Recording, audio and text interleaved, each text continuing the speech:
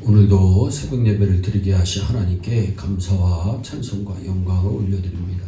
우리 다 함께 사도신경으로 신앙 고백하신 후에 찬송가 270장을 부르신 후 마가복음 9장의 말씀을 읽으신 다음 오늘 말씀을 듣겠습니다. 마가복음 9장은 예수님께서 영광스러운 모습으로 변형되시는 내용, 또 귀신 들린 아이를 고치신 내용, 또 죽음과 부활을 두 번째로 말씀하시는 내용, 누가 크냐고 제자들이 싸우는 내용, 또 우리를 위하는 사람이 누군가에 대한 내용이 나와 있습니다. 저는 오늘 이 마가복음 9장 2절로부터 13절의 말씀을 통해서 생명의 말씀을 전하겠습니다. 사람마다 자기 생에 있어서 일생에 잊지 못할 순간들이 다 있습니다.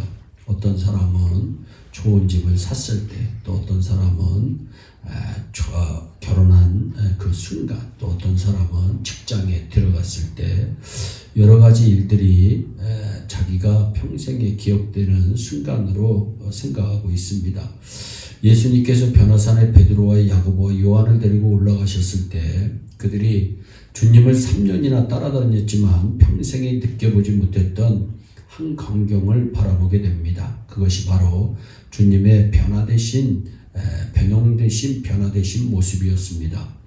하나님의 영광으로 가득 찬 주님의 모습과 엘리야와 모세와 함께 나타나서 주님과 함께 대화하는 모습도 보았습니다. 이 광경을 보는 순간 그들은 너무 좋아서 우리가 여기 있는 것이 좋사오니라고 말하면서 초막 셋을 짓자고 제안합니다. 그 순간을 영원히 지속하고 싶었기 때문일 것입니다. 어떻게 해서 그 광경이 그들에게 최고의 순간이 되었을까요? 그것은 먼저 주님이 그곳에 계셨기 때문입니다. 2절 말씀에 보니까 엿새의 예수께서 베드로와 야고보와 요한을 데리고 따로 높은 산에 올라가셨더니 그들 앞에서 변형되사 말씀합니다. 이 세상 어느 곳에 가도 주님이 없는 곳은 삶의 의미가 없으며 주님이 없는 삶은 다 헛것이라고 하는 그러한 고백을 우리는 해야 합니다. 이것이 진정한 그리스도인의 아름다운 모습입니다. 예수님은 요한복음 15장 5절에 나는 포도나무에 너희는 가지니 저가 내 안에 내가 저 안에 있으면 이 사람은 과실을 많이 맺을 수 있다. 그러나 나를 떠나서는 너희가 아무것도 할 수 없다고 분명히 말씀합니다. 과실을 맺지 못한 나무는 불에 태워버리듯이 우리도 예수님을 떠나면 그와 같이 된다는 겁니다. 7절에 이어서 너희가 내 안에 거하고 내 말이 너희 안에 거하면 무엇이든지 원하는 대로 구하라 그리하면 이루리라 말씀합니다. 어려울 때 예수의 이름을 붙는 사람, 고독하고 외로울 때 우리 주님을 찾는 사람, 위험할 때 주님의 도움을 구하는 사람, 그리고 가난하고 헐벗었을 때 천국의 보화를 바라보는 사람에게 주님께서 넘치는 은혜와 충만한 것으로 채워주실 줄로 믿습니다. 그러므로 우리 예수 믿는 사람들은 가난한 자 같아도 부유한 자이고 약한 자 같아도 강한 자이며 외로운 자 같아도 행복자인 것입니다. 주 안에 기쁨과 찬송, 기도, 승리와 영광 그리고 존귀함이 있는 줄로 믿으시기 바랍니다. 변화산에 있던 제자들은 주님이 그곳에 계셨기 때문에 주여 여기 있는 것이 좋사오니 영원히 이 순간을 머물고 싶습니다. 떠나고 싶지 않습니다. 라고 고백한 것을 알 수가 있습니다. 또한 주님의 영광에 참여하고 있었기 때문에 그 순간을 잊을 수가 없습니다. 3절 말씀에 그 옷이 광채가 나며 세상에서 빨래하는 자가 그렇게 희귀할 수 없을 만큼 심히 희어졌다고 성경은 이야기합니다. 변화되신 그리스도의 모습은 눈부시게 빛나는 하나님의 영광스러운 영광으로 가득 찬 모습이었습니다. 베드로전서 4장 14절에 영광의 영, 그 하나님의 영이 너희 위에 계심이라 말씀합니다. 주의 영광의 영이 계시고 하나님의 영광이 머무는 그곳으로 바로 우리 인생의 최고의 순간이 될 수가 있는 것입니다. 주님이 함께하는 사람은 영광된 사람이고 주님을 떠나 있는 사람은 영적 고아입니다.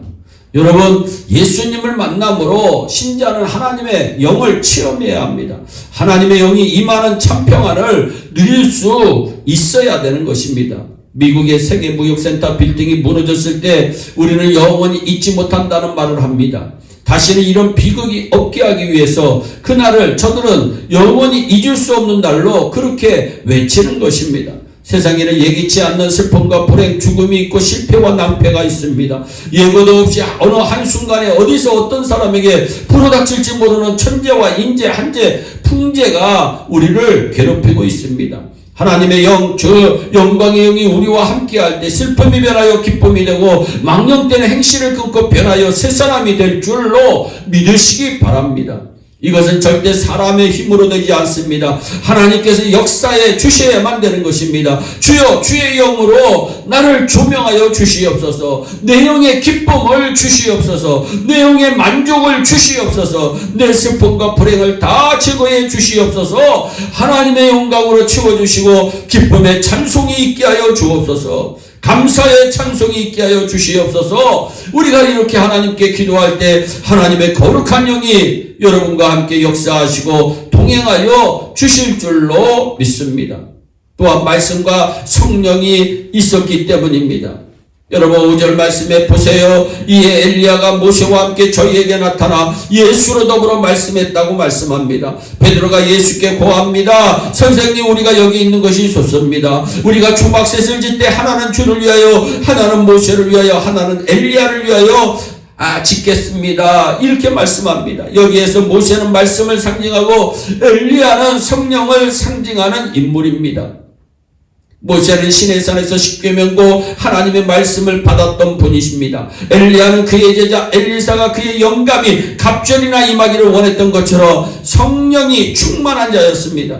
말씀과 성령이 있으면 반드시 최고의 순간이 될 줄로 믿습니다. 아무리 억울하고 참을 수 없는 순간에도 하나님의 말씀과 성령이 함께하면 인내할 수 있고 하나님께서 주시는 평안이 우리 가운데 넘칠 줄로 믿습니다. 말씀과 성령이 있으면 반드시 저절로 우리의 입술에서 찬송이 나옵니다. 찬송은 신앙의 고백이요 감사의 표현이며 하나님이 주시는 축복의 선물인 것입니다. 주님과 더불어 기도하고 하나님 앞에 예배드리고 성경 말씀을 듣게 되면 자신도 모르는 사이에 어느 순간에 걱정, 근심, 질병, 고통이 다 사라지고 좋은 일과 기쁜 일이 충만하게 될 줄로 믿습니다. 저와 여러분들이 늘 말씀과 성령이 충만하여 주님 안에서 날마다 승리하는 축복의 귀한 하나님의 백성들이 되시기를 예수님의 이름으로 축복합니다. 기도하겠습니다. 사랑의 하나님 참 감사합니다. 오늘도 생명의 귀한 말씀을 우리에게 허락하여 주심을 감사합니다. 아버지 하나님이여, 베드로와 야고보와 요한은 예수님의 변형된 모습을 보고 주여 여기가 좋사옵니다. 여기서 살게 하여 주세요라고 아버지 고백하는 내용이 나옵니다. 아버지 주님이 함께 하심이 우리에게 복이 되는 줄로 믿습니다. 아버지 하나님이여, 주님을 향한 고백이 우리의 감사 고백이 되기를 원합니다. 주여 우리가 말씀과 성령으로 충만하여 우리의 입술에서 기쁨과 감사의 찬송이 끊이지 않도록 주여 우리의 일교회 성도 한 사람 한 사람을 주의 장중 안에 붙들어 주시옵소서. 감사하고 예수님의 이름으로 기도하옵나이다. 아멘. 우리 다 함께 주기도문으로 예배를 마치시고 각자 개인 기도하신 후에 오늘도 주 안에서 승리하는 복된 하루 되시기를 바랍니다. 감사합니다.